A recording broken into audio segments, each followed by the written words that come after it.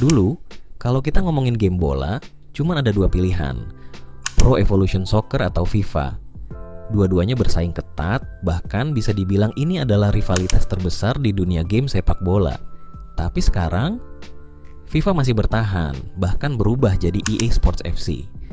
Sementara PES hilang begitu saja. Apa yang sebenarnya terjadi? Kenapa game yang dulu jadi favorit banyak orang ini bisa mati?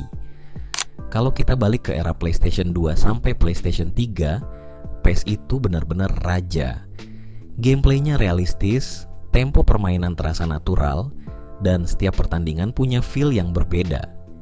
Ini bukan sekadar game bola, tapi simulasi sepak bola yang mendekati kenyataan.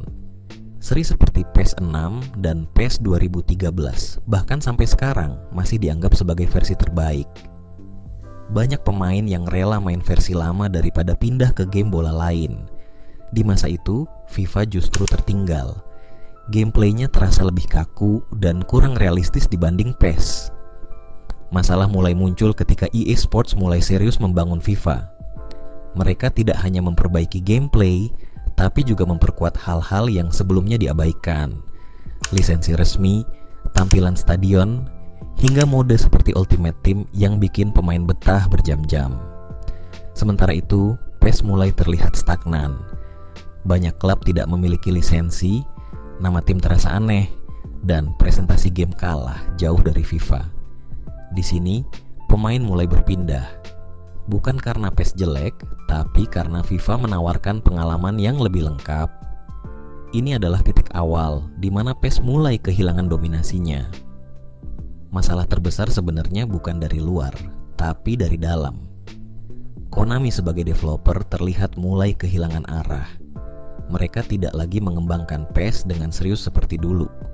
Inovasi berjalan lambat, update terasa minim, dan yang paling terasa, kurangnya ambisi.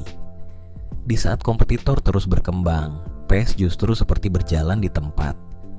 Lebih parah lagi, Konami mulai mengalihkan fokus ke platform mobile dan proyek lain yang dianggap lebih menguntungkan.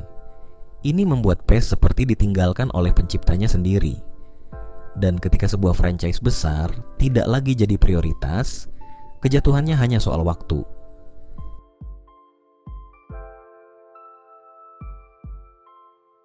Tahun 2021, Konami mencoba langkah besar dengan mengubah PES menjadi eFootball 2022. Ini bukan sekadar ganti nama, tapi perubahan total. Dari game premium menjadi free to play. Secara konsep, ini sebenarnya menarik. Tapi masalahnya, game ini dirilis dalam kondisi yang belum siap. Grafik terasa downgrade, animasi kaku, bug di mana-mana, dan kontennya sangat minim. Banyak pemain kecewa, bahkan marah.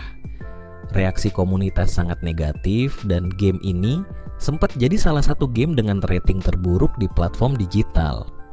Di titik ini, kepercayaan pemain benar-benar runtuh.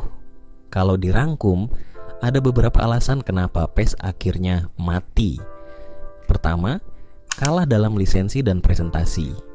Kedua, kurang inovasi saat kompetitor berkembang pesat. Ketiga, keputusan bisnis yang salah.